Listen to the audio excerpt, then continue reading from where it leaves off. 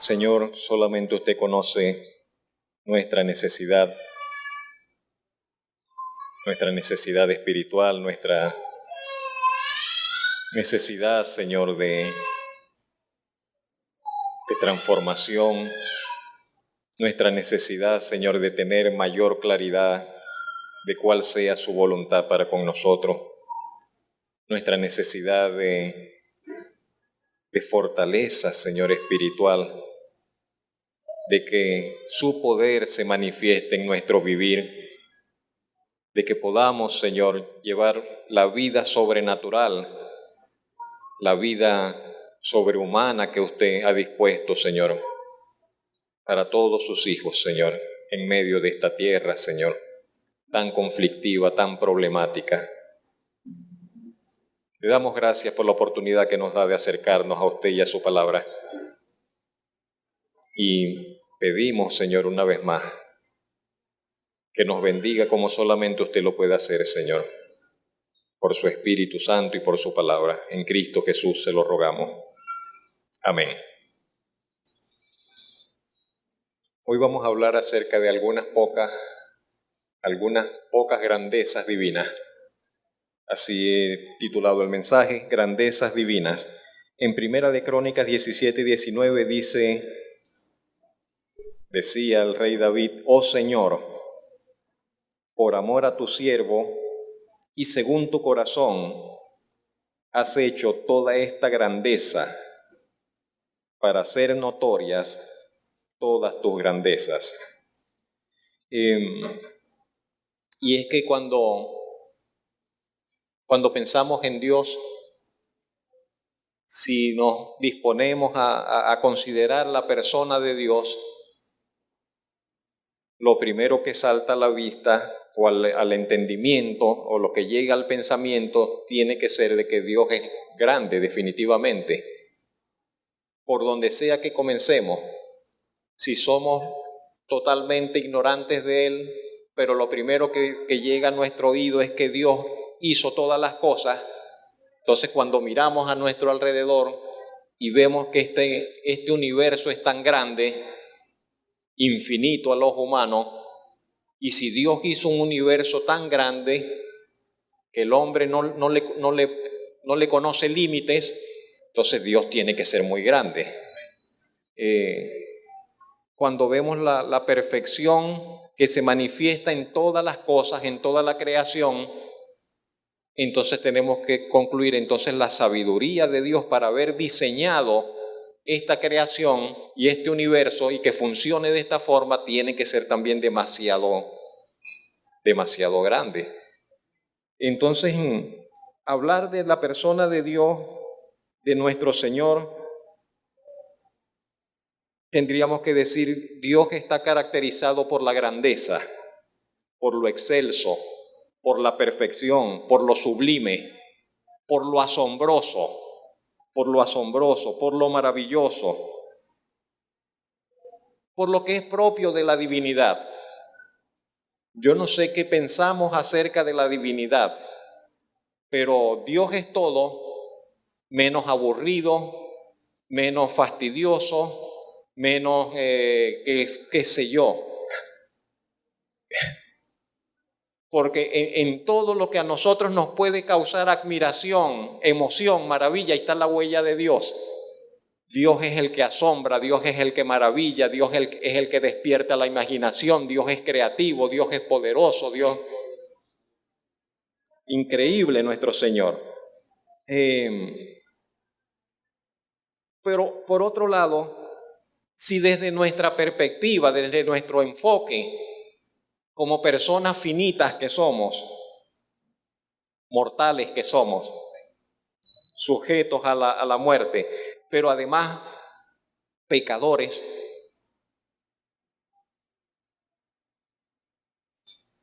personas, criaturas que están afectadas por un mal moral y espiritual que la Biblia llama pecado, y que por lo tanto estamos necesitados de tener una segunda oportunidad. ¿Sabe? Que necesitamos una segunda oportunidad, porque la primera la echamos a perder. porque de la primera la dañamos, entonces necesitamos que se nos conceda, o es por lo menos el clamor, que se nos conceda una segunda oportunidad. Y entonces si nos acercamos a Dios con esa petición, con esa expectativa de buscar una especie de segunda oportunidad que solamente Él puede ofrecer, porque nadie más la ofrece, nadie más nos ofrece esa segunda oportunidad, únicamente Dios. Y entonces, si decimos ese Dios con tantas cosas maravillosas, pero a la vez severo, pero a la vez juez justo, pero a la vez perfecto, pero a la vez exigente, y que no se conforma con nada menos que la perfección porque Él es perfecto, entonces nos acercamos a Él y tenemos que tratar de apoyarnos en algo de Él que nos pueda favorecer. Si apelamos a su perfección estamos fritos, porque allí no calzamos. Si apelamos a su justicia, también estamos reprobados. No calificamos. Entonces nos toca buscar algo en Dios en lo cual nos podamos acercar y no ser rechazados, o de alguna manera optar para esa oportunidad que necesitamos. Y casi seguro que vamos a buscar y apelar es al amor de Dios. Casi seguro que vamos a apelar, pero Dios es un Dios de amor. Y tal vez allí encontramos un cobijo, tal vez allí encontramos una esperanza, tal vez allí encontramos algo, ¿ves? Es probable es casi seguro que la mayoría de las personas pensamos en el amor de Dios para acercarnos a Él, para decir, no, pero es que a pesar de que yo estoy así, Dios tiene un amor muy grande. Y hablamos, y mucha gente habla del amor de Dios. Y soñamos con el amor, y pensamos acerca del amor, imaginamos acerca del amor, hasta lo fingimos el amor, en nuestras relaciones, quiero decir. Si no lo tenemos, lo inventamos, lo imaginamos.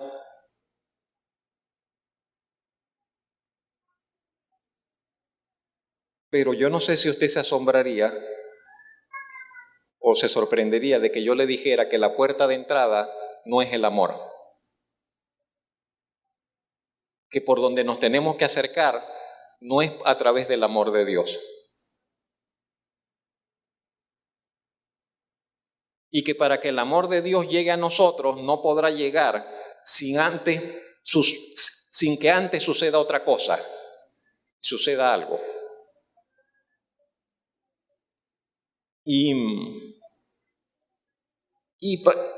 Yo pienso, vivimos tiempos enredados. Mucha gente habla del amor de Dios, quiero decir. Muchísima gente habla del amor de Dios. Y el amor de Dios se presenta como algo barato. Miren lo que le estoy diciendo. El amor de Dios es presentado como algo barato, como algo común, como algo que está en todas partes y que todo el mundo puede recibir. Y yo le quiero decir en esta mañana que ese es un mensaje falso. El amor de Dios ni es barato, ni está al alcance de todos, ni está por allí para que todo el que quiera venga y agarre del amor de Dios y se beneficie de él. No es así. Y con lo que la gente llama amor de Dios, sabe que no es amor de Dios generalmente, es otra cosa. Es paciencia. Es paciencia de Dios. Lo que la gente a veces llama amor de Dios, a veces es gracia y paciencia de Dios, pero no amor. Entonces una persona va por su vida ofendiendo a Dios, sin querer saber nada de Dios, sin tomar en cuenta la palabra de Dios, y lleva una buena vida. Y alguien dirá, Dios lo ama. Y él dirá, no, Dios me ama, yo soy un bendito de Dios. Pero nunca busca a Dios, nunca honra a Dios, vive de espaldas a Dios, hace lo que le da la gana con su vida y no ignora la justicia de Dios. ¿Y de dónde disfruta lo que disfruta? ¿Por qué lo disfruta? ¿Por el amor de Dios? Por la paciencia de Dios. Por la paciencia de Dios. De que Dios no obra castigando su injusticia, que Dios no obra todavía castigando su maldad, que Dios todavía le está dando oportunidad para que se arrepienta y él sigue y sigue y sigue con su vida así. ¿Sí me explico? Una paciencia que se manifiesta en permitir, por ejemplo, que una persona que vive sin tomar en cuenta su condición a la luz de la autoridad de la palabra de Dios disfrute, no obstante su réproba condición delante del Señor, de muchas bondades en su vida.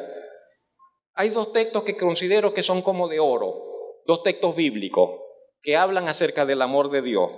Veámoslo un momento. Uno es Romanos 5:8. Ese texto muy conocido de la mayoría de los cristianos dice: mas Dios muestra su amor para con nosotros en que siendo aún pecadores, Cristo murió por nosotros. Dios muestra su amor para con nosotros en que a pesar de que somos pecadores o que éramos pecadores, Cristo murió por nosotros. Y el otro texto es Juan 3:16, todavía más conocido de todos. ¿Quién no lo sabe? Porque de tal manera amó Dios al mundo que ha dado a su Hijo unigénito para que todo aquel que en Él cree no se pierda, mas tenga vida eterna. Y en estos dos textos, Romanos 5:8 y Juan 3:16, entonces nos dice que para que el amor de Dios se manifestara, tuvo que tener lugar una muerte, la muerte del Señor Jesucristo. En los dos textos nos dicen, Romanos 5:8 dice, Dios mostró su amor y para mostrar su amor, Cristo tuvo que morir. ¿Sí lo vemos?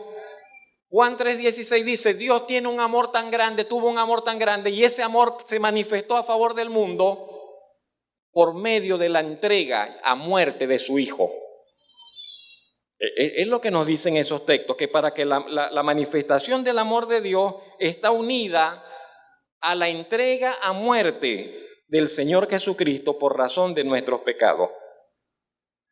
Y entonces yo le diría y le invito a que consideremos de que creo que entonces es correcto que digamos, que afirmemos que antes de que nosotros podamos percibir, antes de que podamos apreciar, antes de que podamos inclusive recibir el amor de Dios, necesitamos ver que había un abismo que nos separaba, un abismo infinito, un abismo insalvable que nos separaba de Dios, y que la muerte del Señor Jesucristo vino para hacer posible de que ese abismo se cubriese, se tendiese un puente y el amor de Dios pudiese llegar a nosotros.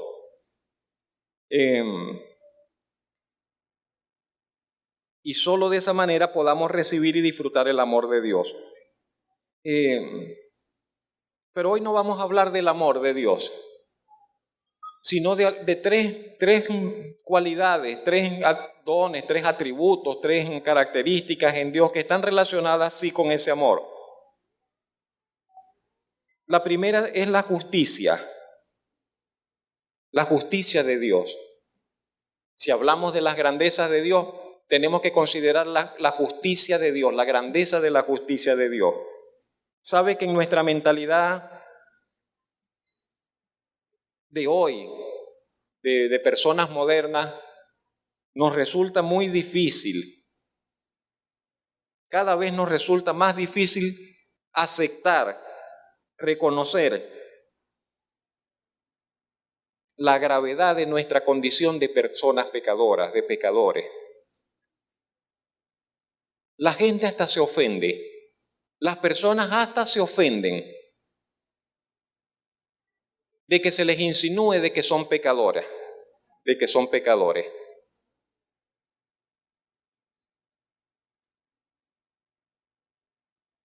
Y eso nos causa un grave problema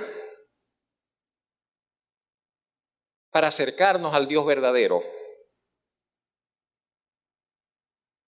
Porque el pecado nos separa de Dios, nos mantiene separados de Dios. Eso es lo que enseña la Escritura, eso es lo que Dios mismo dice. Vuestros pecados han hecho separación entre ustedes y yo, dice el Señor, le decía el Señor a la nación de Israel. El pecado siempre separa de Dios. Y tal vez la primera pregunta que nos hacemos, que se hace el hombre moderno, que se hace la persona moderna es, ¿pero por qué el pecado es tan grave? ¿Por qué el pecado es tan problemático? ¿Por qué el pecado? ¿Hasta cuándo eso? La gente dice, los cristianos parecen un disco rayado, los evangélicos parecen un disco, todo el tiempo hablando del pecado, no tienen otra cosa que decir. Pero es que el pecado es lo más grave que hay en la experiencia humana. ¿Cuál es el problema del pecado? Dirá uno. ¿Por qué nuestros pecados son un problema tan serio? No puede Dios perdonar y simplemente perdonar el pecado y ya, y olvidarse de eso. No puede Dios hacer eso. Sencillamente perdonarnos a todos y ya, y se acabó el problema del pecado. ¿No era posible que Dios nos aceptara así como somos? ¿No era posible que Dios nos aceptara así como somos? Pecadores. Sin que se tuviera que encarnar el Señor Jesucristo, sin que el Señor Jesucristo tuviese que morir como murió en la cruz. ¿No era posible de que Dios nos perdonara de otra manera? Y tal vez esas preguntas sean preguntas que parezcan necias, porque si hubiese habido otra forma, el Señor lo hubiese hecho de otra forma. Si otro camino hubiese sido mejor, Dios hubiese tomado el otro camino. Pero si Dios tomó este camino, que nos ha manifestado la historia, que nos ha manifestado la Biblia, si Dios tomó este camino es porque este es el único y mejor camino que había para el asunto del pecado. ¿No cree usted?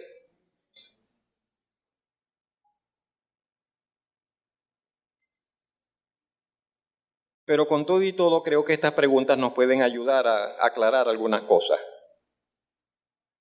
¿Sabe? No existe mayor problema que el problema del pecado. En toda la tierra, en la experiencia humana, no existe mayor problema que el problema del pecado. A juzgar por las consecuencias que trae, a juzgar por el efecto que produce en nosotros, en nuestras vidas, a juzgar por la trascendencia de lo que va generando, de lo que va obrando el pecado en medio nuestro. El pecado afecta para mal todas nuestras condiciones de vida, todas, absolutamente todas. Cualquier cosa, cualquier problema que usted piense, que usted considere, que usted vea en el mundo es consecuencia del pecado, absolutamente. No habrá un problema que usted vea en la humanidad que no sea consecuencia del pecado. Creo que hay unas imágenes, sí hay unas imágenes. Eso es de la semana pasada. Usted sabe, allá. Rusia, Ucrania, esa es una ciudad, la arrasaron en medio de la guerra, Bucha, creo que. Es una aberración lo que se está viviendo allá. Pero lo que le quiero decir, eso que es tan actual o como puede haber sido tan viejo, lo mismo da que tuviésemos imágenes allí, no sé, de las cruzadas o imágenes del Imperio Romano o imágenes de las invasiones bárbaras, lo mismo da lo que sea, pero esto por ser actual, eso es consecuencia del pecado que está presente en el corazón humano. La siguiente. Pero mire eso, no sé, cualquier cosa. La promiscuidad sexual, las intrigas, las envidias, la violencia en el hogar, el maltrato familiar, la fabricación de armas biológicas en los laboratorios y la ciencia y el hombre de ciencia trabajando para buscar y virus de laboratorio. El dilema que si el famoso coronavirus se creó en laboratorio, no se creó en laboratorio, todo eso es problema, es asunto del pecado, consecuencias del pecado. La desenfrenada manera de ver la vida de los jóvenes y se entregan a orgías y se entregan a qué sé yo, la pobreza. Es un mundo con tantas riquezas, con tantas posibilidades y que hayan miles de millones de personas que comen de la basura todos los días. Eso es consecuencia del pecado. La corrupción administrativa, el asunto de la gente comprando voluntades a nivel de los gobiernos, a nivel de todos los cuerpos de influencia, los vicios, no sé. Y eso es solamente una muestra. Las fotos podrían ser infinitas, o sea, en todos los ámbitos. Y todo mal que nosotros veamos en la sociedad es consecuencia del pecado. Por eso, repito, no existe mayor problema en la humanidad que el problema del pecado. Pero sabe que el problema del pecado, el problema medular del pecado no tiene que ver con nuestras relaciones, y todo eso refleja nuestras relaciones. Pero sabe que el problema principal, la médula del asunto del pecado, no es en los problemas que nos trae de unos para con otros, sino del problema en que nos encontramos para con Dios. Sabe que el problema principal del pecado es que nos coloca en contra de Dios, como enemigos de Dios, como ajenos de Dios, como separados de Dios. Nosotros para allá y Él también en contra nuestra. ¿Sabe que ese es el principal problema del pecado?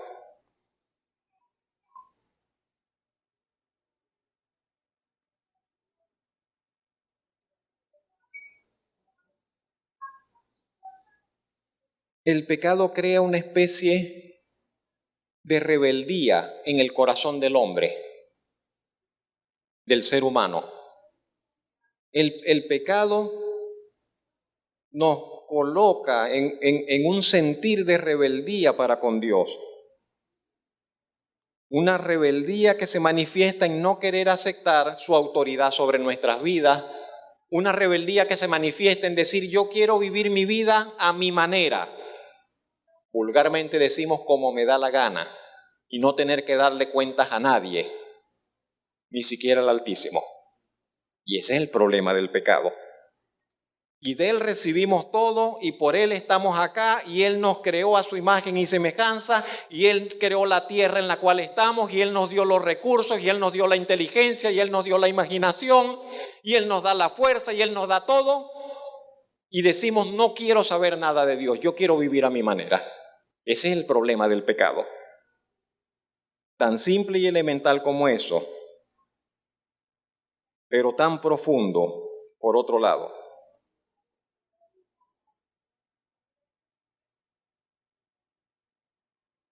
Génesis 3, 22 al 24. Dice,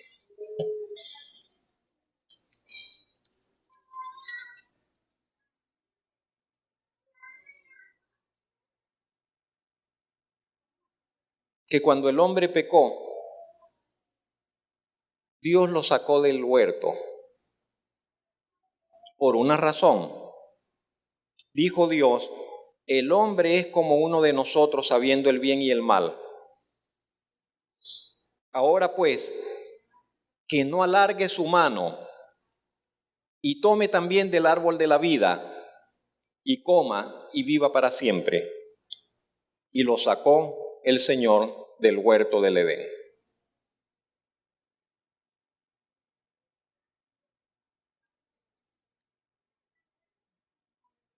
A Dios que nada lo toma por sorpresa, a Dios que conoce todas las cosas desde antes de que sucedan y que vengan a realización, Dios que cuando creó al hombre sabía que el hombre se iba a rebelar contra él y que su plan todavía ya estaba trazado desde la eternidad.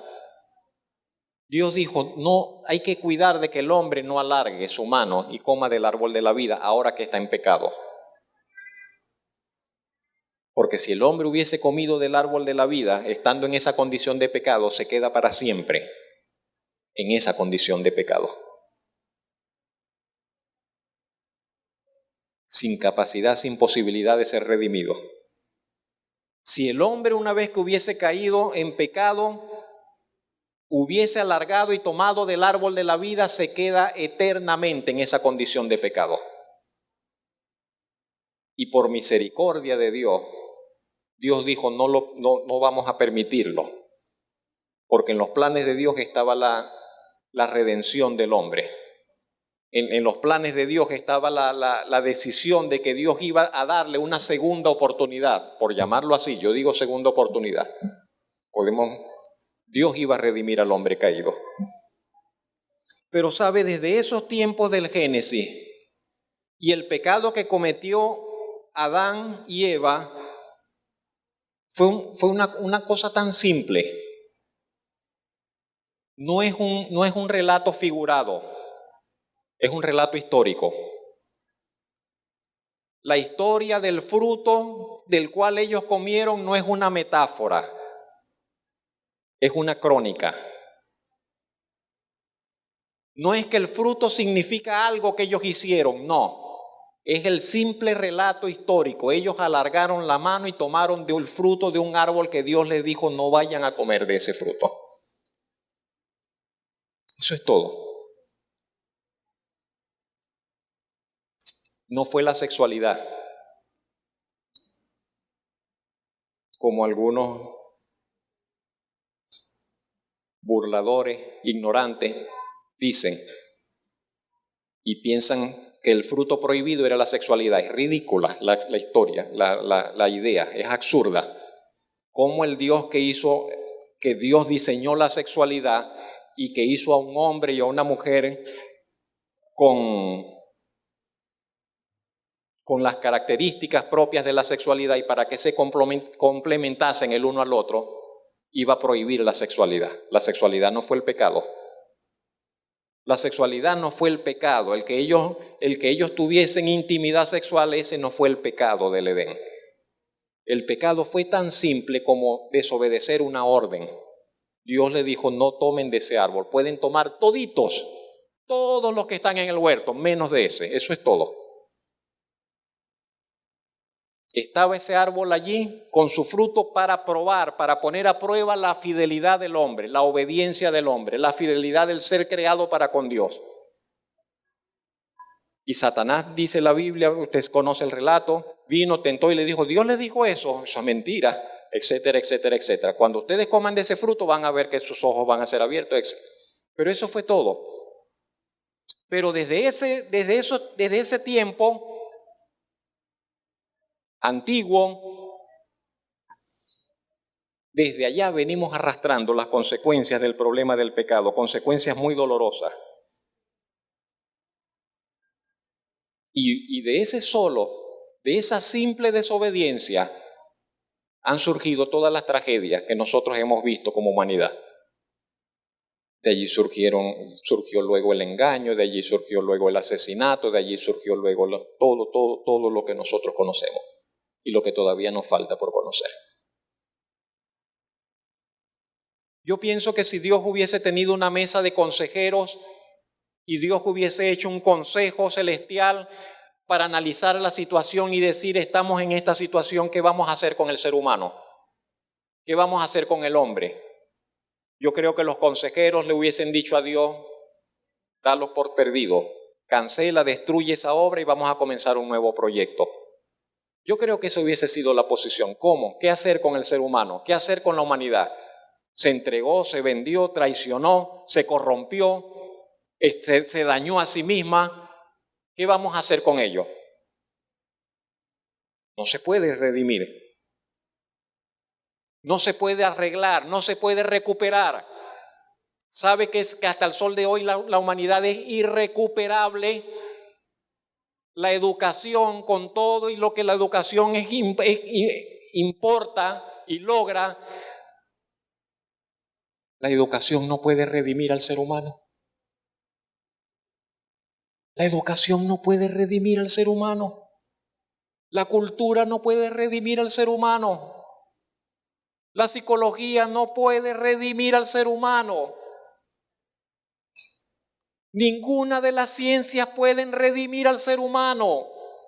La medicina no puede rescatar al ser humano. No puede el ser humano rescatarse a sí mismo. No puede hacerse mejor persona, no puede hacerse mejor con una condición interior mejor, no puede. Y es lo que la historia, ¿no?, a lo largo de siglo tras siglo nos viene confirmando y reconfirmando. Estamos dañados. Estamos dañados.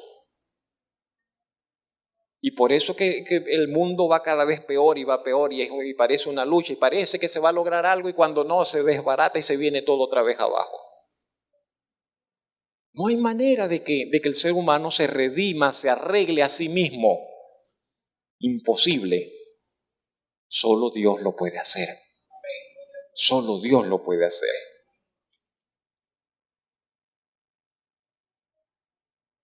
Entonces, si Dios hubiese tenido esa mesa de consejeros, los consejeros de seguro le hubiesen dicho que destruyese, que cancelara esa primera creación. Era más fácil cancelar todo y comenzar de nuevo con unas criaturas más fieles y agradecidas. Pero ese no fue el camino que Dios tomó. Dios no hizo eso, Dios no destruyó toda la humanidad, Dios tenía ya el camino trazado. Y había escogido en su eterno y anticipado conocimiento lo que Él iba a hacer. ¿Sabe? Tenemos que tener presente de que la historia humana ha venido desarrollándose de conformidad con el plan de Dios. Dios no está resolviendo emergencias en la humanidad. El mundo va y la historia humana va según lo que Dios ha determinado que suceda. Y el pecado que comenzó en Edén tiene que manifestarse plenamente en la historia humana. Como la semilla que se siembra, el árbol, el fruto y todo, el pecado tiene que dar todo su mal fruto en medio de la tierra. Y lo va a dar. Y lo va a dar. Y todavía la humanidad no ha visto el alcance y la manifestación de la maldad como se va a manifestar en esta tierra, pero se va a manifestar. Y se va a encarnar finalmente el mal, como dice la Biblia, en una persona. La Biblia lo llama el hijo de perdición, la Biblia lo llama el hombre de pecado. Y ese hombre será como la encarnación del mismo diablo en medio de la tierra del mal. Y arrastrará y esto será un infierno. Y la tierra, la humanidad, lo que vivirá la sociedad humana será un infierno. Pero el pecado tiene que dar todo su amargo fruto hasta que venga el Señor y lo va a cortar de raíz y lo va a talar y lo va a juzgar y va a purificar la tierra y establecerá su juicio y juzgará todo eso y pondrá las cosas en su lugar para gloria de su nombre.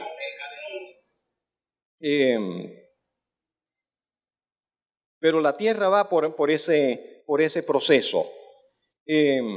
Ahora, el pecado plantea la necesidad de que se manifieste la justicia, es lo otro que quiero decirle. Antes de que hubiese pecado en la tierra o en las esferas angelicales, antes de que el pecado se cometiese en el universo de Dios, Dios era justo, pero esa justicia no se había manifestado. Dios era justo, pero esa justicia de Él no se podía manifestar, porque no había necesidad de que se pusiese en evidencia la justicia de Dios. Y el pecado, la presencia del pecado en la creación, abrió la oportunidad para que se manifestase la justicia de Dios. Para que se manifestase la justicia de Dios. Dios es justo. Y Él, como Dios justo, tiene que penalizar, tiene que condenar tiene que castigar el pecado, sin excepción. Ya sea que el que cometa el pecado sea un ángel, porque también hubieron ángeles que pecaron, o ya sea que el que cometa el pecado sea sus criaturas, las personas.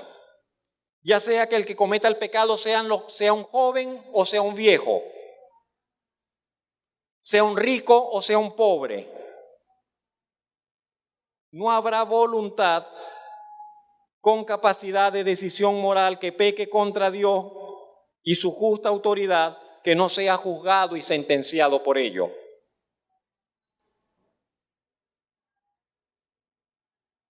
Y a menos que los que pequen se reconcilien, se pongan a cuentas con Dios en los términos que Dios ha establecido. A menos que eso suceda, se cumplirá lo que dice la Biblia: el alma que pecare morirá.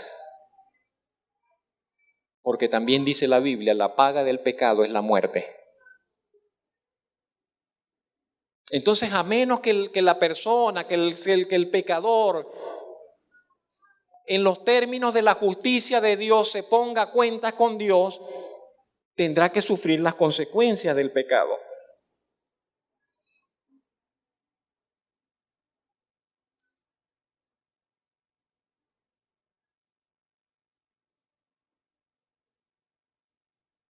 ¿Que el pecado ha sido una tragedia? Sí, la peor de las tragedias. Ninguna tragedia como la tragedia del pecado en la experiencia humana. Pero el pecado, por otro lado, ha permitido que Dios se manifieste como juez para juzgar, para pronunciar sentencia, para condenar justamente, para castigar merecidamente y con justa justicia el pecado en sus criaturas y en cada espacio de su creación. Está la cita de Jeremías 9:24.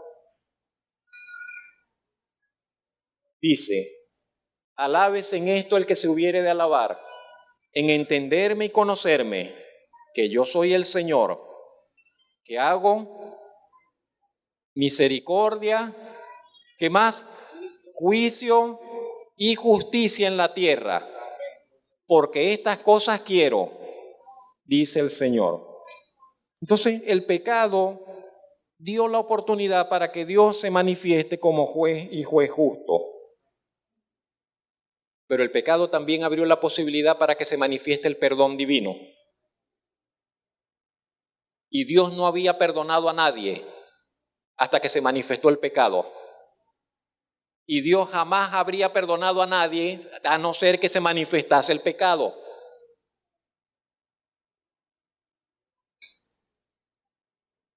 Y cuando el pecado se manifestó, cuando el pecado se consumó, cuando el pecado tuvo lugar, se abrió la oportunidad para que se manifestara eso que jamás había sido visto de Dios. Jamás había sido visto por las criaturas de Dios. Eso que se llama perdón. Eso que se llama perdón. Y que nació en Dios. Y que lo comunicó Dios. Y que estableció las bases cómo se va a realizar y a llevar a cabo eso que llamamos perdón. Y porque Dios, que es infinitamente justo, es capaz de perdonar, eso da la pauta para que usted y yo también perdonemos. Si Dios, que es perfecto, si Dios, que es juez justo, perdona y está dispuesto a perdonar, ¿cuánto más nosotros hemos también de estar dispuestos a perdonar? Pero el perdón implica el reconocimiento del pecado, necesariamente. El perdón no es: yo voy a ponerme una venda acá y voy a hacerme el ciego.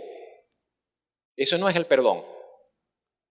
El perdón implica: yo sé lo que está allá, yo sé lo que él hizo, yo sé cómo él me ofendió, yo sé cómo él me traicionó, yo sé cómo él me dio la espalda.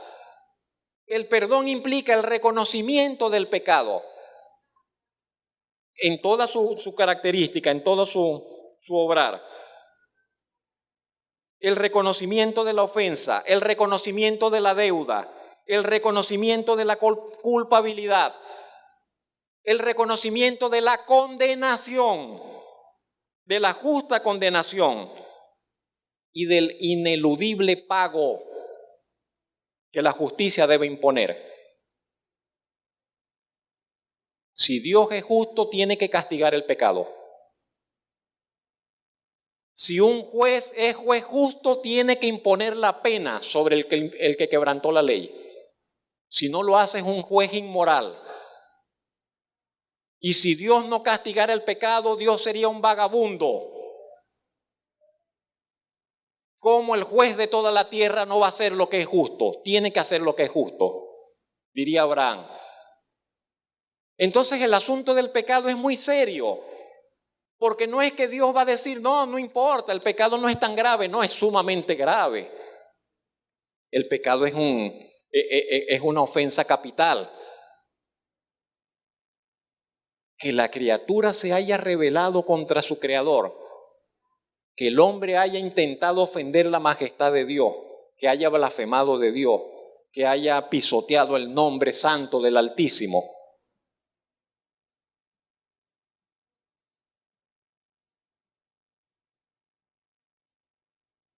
El perdón implica esas cosas. De allí que el perdón es una de las cosas más asombrosas que hay. No hay nada más asombroso que el perdón divino. Una cosa extraordinaria, asombrosa para nosotros, por lo menos, los que somos pecadores y convictos todos. Porque todos estábamos en ese problema. Estábamos o estamos. Todos estamos en ese problema de que todos somos pecadores, de que ninguno puede decir, no, yo no estoy en ese saco. Todos estamos en ese saco. Todos, absolutamente todos. Y sin posibilidad de salir de allí. Entonces, el perdón es una de las cosas más extraordinarias y asombrosas para nosotros. Es uno de los temas universales de la progresión de la revelación bíblica. Se fue manifestando de a poquito, se fue mostrando, se veía una lucecita, ya hay algo que viene que es perdón. Todavía no está claro cómo es ese asunto del perdón, pero allí va, y cada vez se fue haciendo más claro, más luminoso, hasta que brilló en todo su esplendor cuando el Señor Jesucristo murió en la cruz del Calvario. Y todavía allí los hombres no captaron lo que había sucedido y tuvieron que venir luego el Espíritu Santo y los apóstoles para explicar lo que pasó en esa cruz que es tan grande y tan asombroso, que permite y que es la base para el perdón divino. Que es la base para el perdón divino, porque Dios no pudo perdonar, pero nada, a no ser por medio del Señor Jesucristo. ¿Sabe que no perdonó nada sino por medio del Señor Jesucristo? Y todos los pecados que Dios perdonó en el pasado, perdona en el presente y perdonará en el futuro es a través del Señor Jesucristo.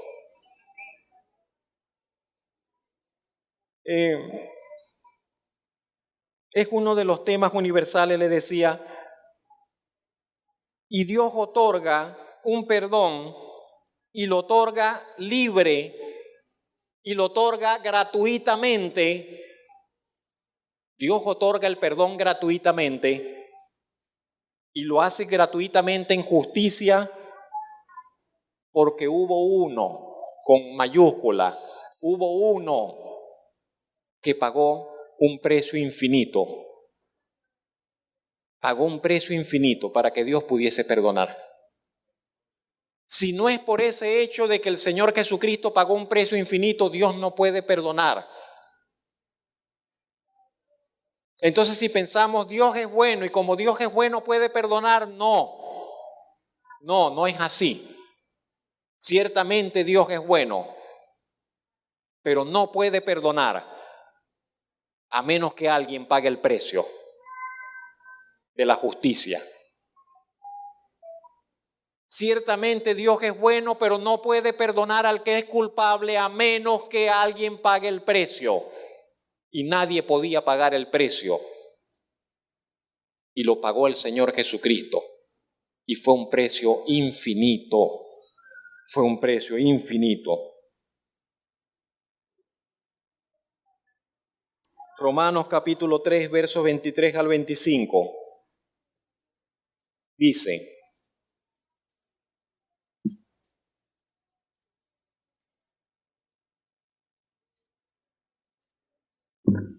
perdone, me estoy tardando más. Por cuanto todos pecaron, dice el apóstol Pablo, están destituidos de la gloria de Dios. Sin embargo, dice, siendo justificados, ¿cómo? Gratuitamente por su gracia, mediante la redención que es en Cristo Jesús, a quien Dios puso como propiciación por medio de la fe en su sangre, para manifestar su justicia a causa de haber pasado por alto en su paciencia los pecados pasados. Dice, en el tiempo pasado Dios se mostraba paciente y Dios esperaba el tiempo cuando el Señor Jesucristo vendría.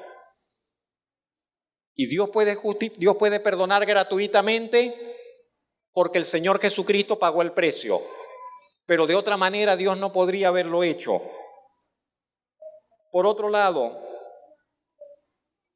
permítame decirle, y quiero que considere esto, el perdón de Dios no es unilateral. No es algo que Dios decide, Dios perdonó y ya, independientemente de cómo nosotros nos sintamos, independientemente de lo que nosotros hagamos. No es así.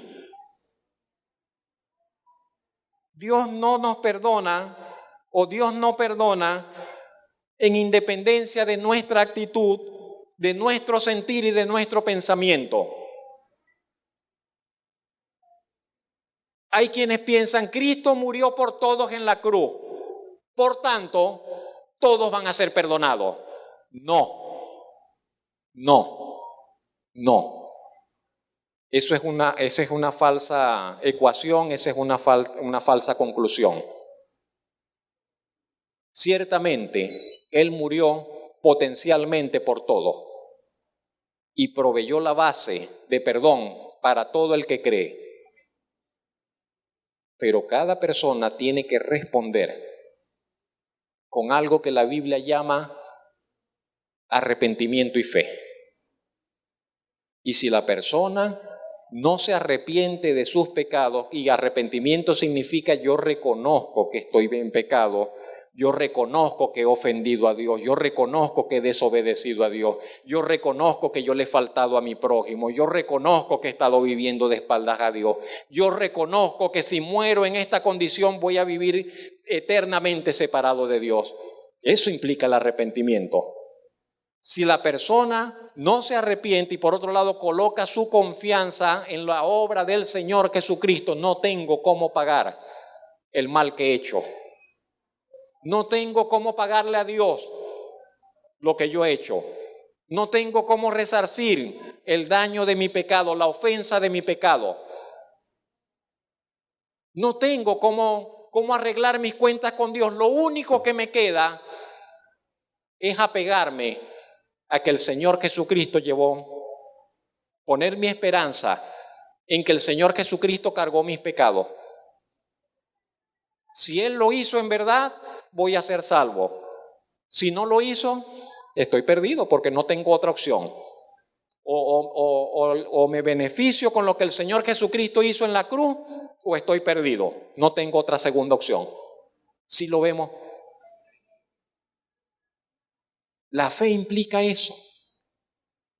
Implica confiar en que el Señor Jesucristo llevó en la cruz mi pecado, mi mentira, mi infidelidad, mi robo, mi orgullo, mi vanidad, mi irreverencia, lo que fuere.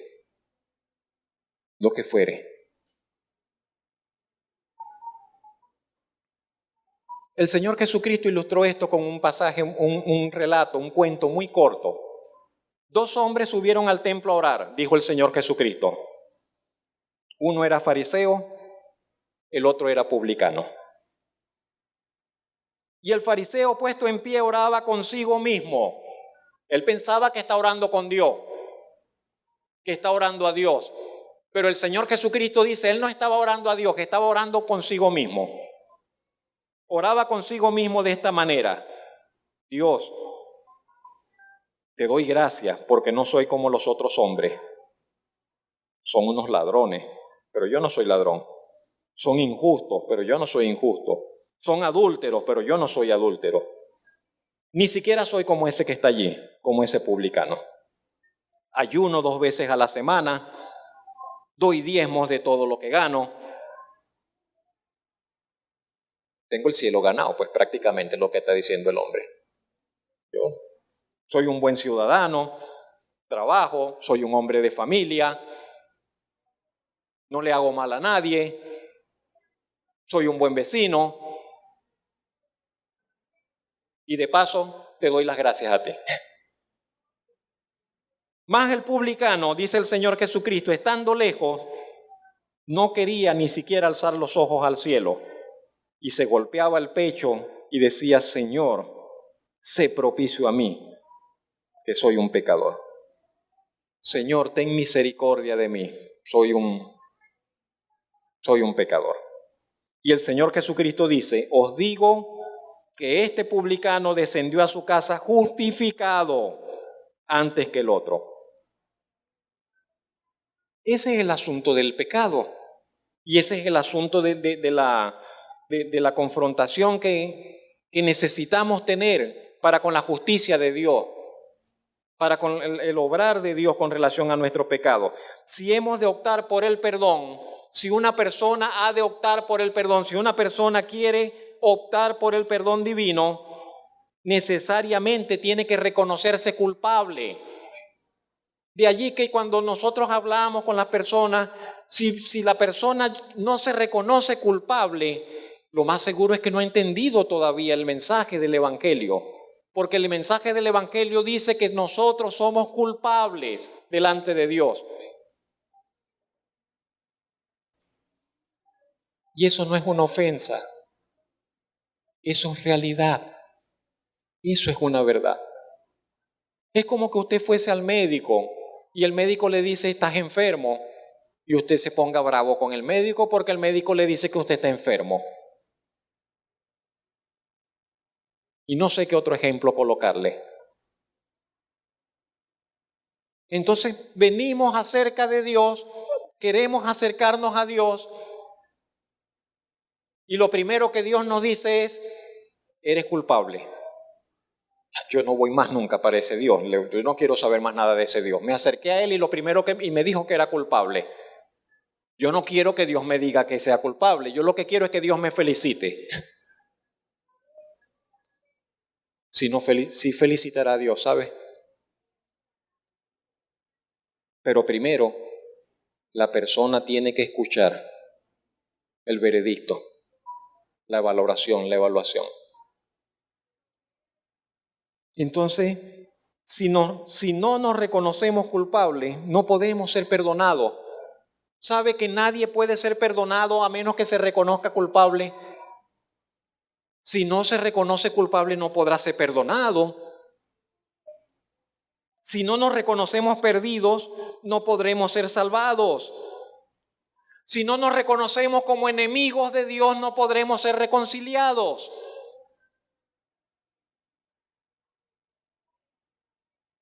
Y ese es el mensaje, a resumidas cuentas, del glorioso evangelio de la gracia. Como Pablo lo llama en Hechos 20:24, el glorioso evangelio de la gracia. Sí, ese es el mensaje. Que el Dios infinitamente santo y perfecto, aquel que ninguno de los hombres puede ver, que ninguno de los hombres podrá ver y seguir viviendo, ese Dios que de ninguna manera tendrá por inocente al culpable, está dispuesto a perdonar. Ese Dios que está dispuesto a perdonar, y perdonar de raíz todo el mal que pueda haber en el corazón del hombre o la mujer, del joven o de la jovencita, del anciano o de la anciana. Porque alguien dirá: eso es para los jóvenes, ya yo viví toda mi vida, ya yo soy un viejo. Usted tal vez sea un anciano y todavía Dios tiene perdón para usted si usted reconoce su culpabilidad, si usted reconoce sus pecados. Y aunque usted haya vivido 80, 90 años lejos de Dios, alejado de Dios, enemigo de Dios, sin embargo, usted puede encontrar salvación y tener todavía una eternidad en compañía con Dios. No tiene que ver nada con la edad del Evangelio. Tan pecador es el adolescente rebelde, el mocoso insolente, como el anciano curtido de años, de experiencias, de vida. Tan pecador el uno como el otro. La única diferencia es la experiencia. Uno tiene toda una vida de experiencia, de pecado, y el otro apenas está descubriendo de qué se trata. Tan culpables son los dos, y ambos necesitan reconocer su condición para poder recibir el perdón de Dios.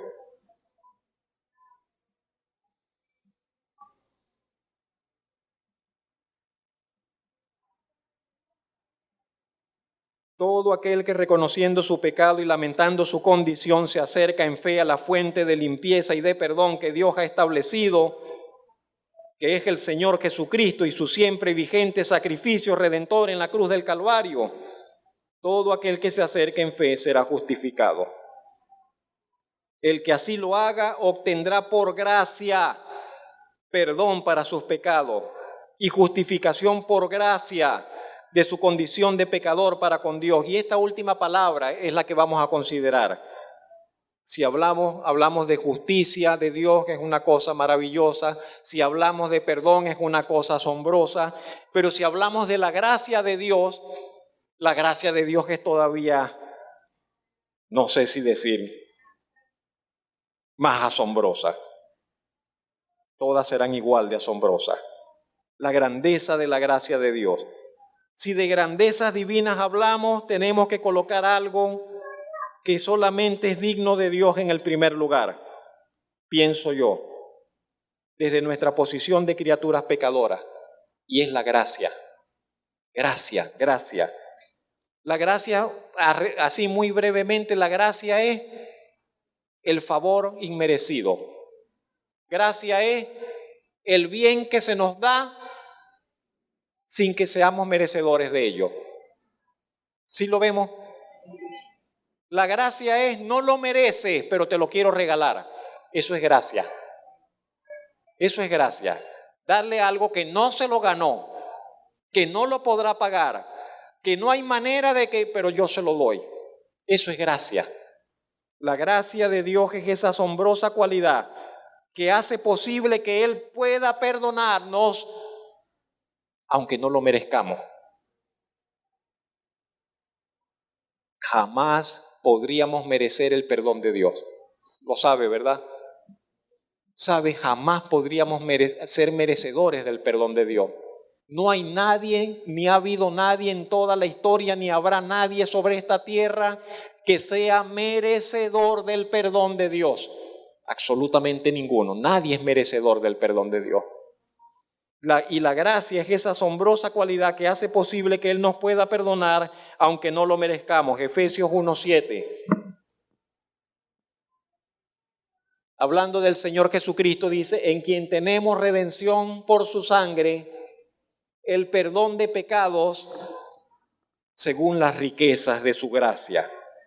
Dice el perdón de pecados según esas riquezas de la gracia de Dios, que perdona sin que la gente lo merezca. Porque Dios es un Dios de gracia, es que el Evangelio puede ofrecer justificación legal a aquellos que no son merecedores de ello.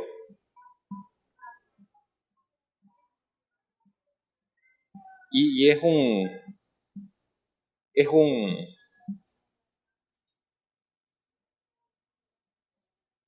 un asombroso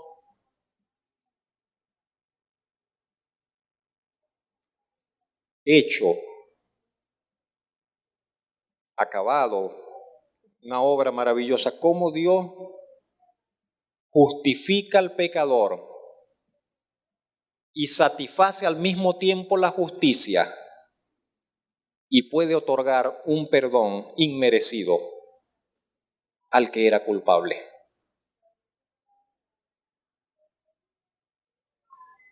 Dios, juez justo, por la obra del Señor Jesucristo, puede justamente y legalmente conceder un perdón al que no lo merece y al mismo tiempo satisfacer la justicia.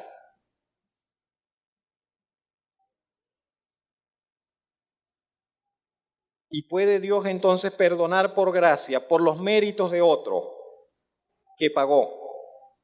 Tito 3:7 dice: para que justificados por su gracia viniésemos a ser herederos conforme a la esperanza de la vida eterna. Hay un beneficio, hay un beneficio muy grande, extraordinario, que Dios otorga por la justificación: la vida eterna. Y si nosotros tuviésemos plena conciencia de lo que es la vida eterna, se nos acabarían todos nuestros temores con relación a la muerte. Si nosotros tuviésemos plena conciencia de lo que es la vida eterna, pero es que reordenaríamos toda nuestra forma de vivir, porque entenderíamos, ya aquí en este mundo estamos por un ratito y de aquí vamos a la eternidad. Y trataríamos de enfocar todos nuestros esfuerzos en la eternidad a la cual vamos. Porque lo que acá hagamos, la mayoría de las cosas que acá hacemos se van a quedar acá. Pero las cosas que nosotros hacemos para Dios, enfocados hacia la eternidad, esas nos acompañarán. Y habrá recompensas, y habrá distinciones, y habrá galardones, y habrá como un eco, como un recuerdo de que Dios traerá a memoria las cosas que hicimos para Él acá. La vida eterna. Y entonces, ¿qué importa que la vida acá termine como termine, si tengo vida eterna? ¿Y qué importaría si Dios me llamara en tiempo temprano a su presencia, si tengo vida eterna? Y alguien contaba un testimonio de unos hermanos que fueron a una tribu de salvajes, eran salvajes en aquel entonces, creo que en Indonesia, por allá cerca, no sé. Y llegó la pareja de misioneros, y al poco tiempo que llegó el esposo y la esposa, los habitantes de ese lugar los mataron y se los comieron. Y no pudieron hacer mayor cosa de predicación. Eran caníbales. Y luego fue otra pareja de misioneros al mismo lugar, y también los agarraron. Pero los hombres dijeron: estos nos están hablando de lo mismo que nos hablaron aquellos que matamos. No los vamos a matar todavía, vamos a escucharlos. Y los escucharon. Y se convirtieron y creyeron al Evangelio.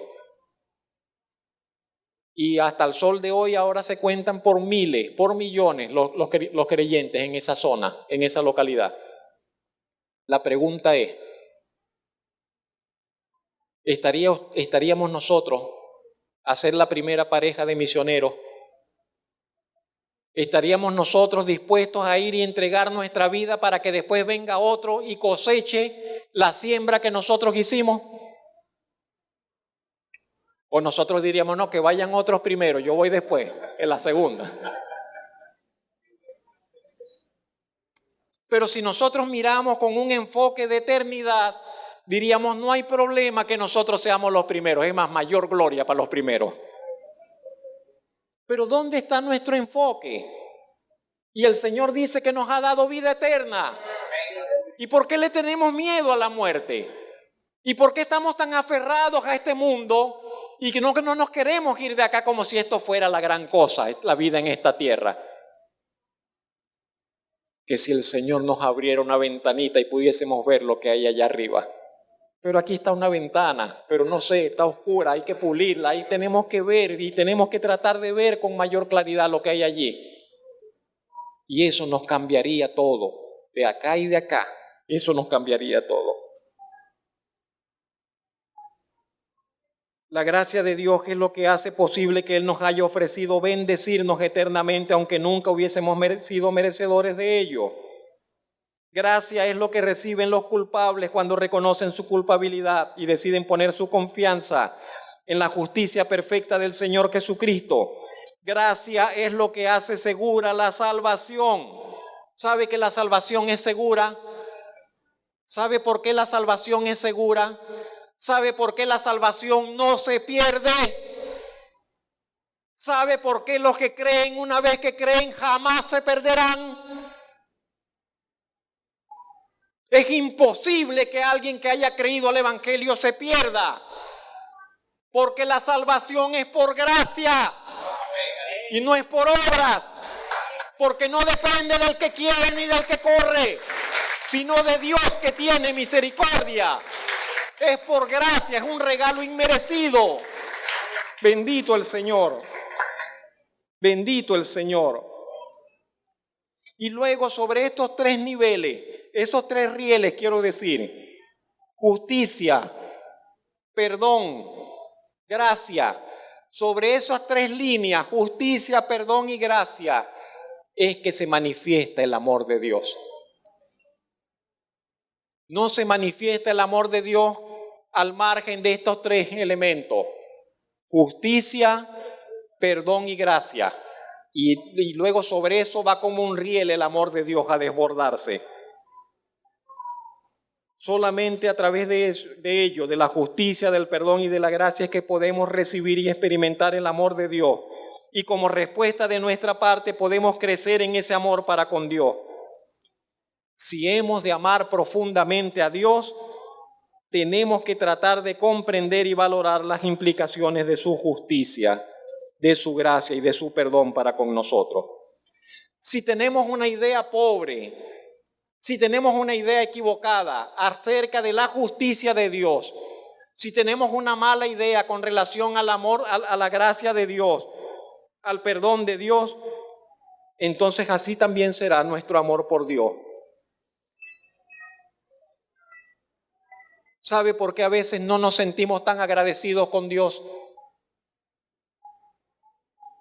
Porque pensamos que Él nos perdonó poco. Y el Señor Jesucristo dijo, al que se le perdona poco, ¿cuánto ama? Ama poquito. Pero al que se le perdona mucho, ese vive toda la vida agradecido. ¿Y sabe por qué no nos sentimos a veces tan agradecidos con Dios? No es porque Dios nos haya perdonado poco, sino porque nosotros creemos que a fin de cuentas Dios no nos perdonó tanto, nosotros no éramos tan malos. No éramos tan malos, no éramos tan pecadores, no éramos tan perdidos, no éramos tan perversos, no éramos tan malignos. Y resulta que sí lo éramos. Y resulta que sí lo somos. Que el Señor nos ayude a que lo podamos reconocer. Se nos perdonó mucho, se nos perdonó mucho. Y estábamos tan perdidos. Y es un milagro que usted esté aquí escuchando la palabra de Dios. Y no vino usted por su propia cuenta, porque nadie viene por su cuenta, sino que Dios, que es misericordioso de alguna manera que no podemos explicar ni entender, Dios nos va trayendo, Dios nos va trayendo, Dios nos va invitando, Dios nos llama. Y por eso son bienaventurados los que escuchan, los que son llamados.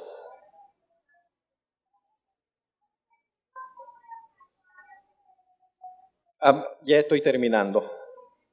A muy breves cuentas, estas son algunos de los hechos.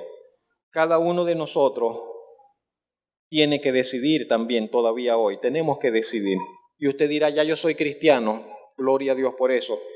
Pero tenemos que decidir aún cómo vamos a vivir. ¿Cómo vamos a vivir el tiempo que el Señor nos concede? En reconciliación con Dios por medio del Señor Jesucristo y su cruz. Él fue el Señor el que hizo posible ese verdadero milagro que la justicia proclama, la justicia del Evangelio proclama. Él es quien ha asegurado que si decidimos confiar en su palabra, usted que me escucha, tal vez usted no es cristiano evangélico, pero si usted decide confiar en la palabra del Evangelio, confiar en la justicia que presenta el Evangelio, confiar en la salvación que ofrece el Evangelio. Dios promete, y Dios promete y cumple, y Dios promete y no es mentiroso. Dios promete que Él le justificará, que Él le perdonará, que Él le salvará, aunque usted no sea merecedor de ello. Solo es por pura gracia, inmerecida y maravillosa gracia. No hay mejores noticias en toda la tierra que eso, que Dios está dispuesto a perdonar. Dice Oseas 14:4 y termino. Dios dice: yo sanaré su rebelión, los amaré de pura gracia. Bendito Padre Celestial,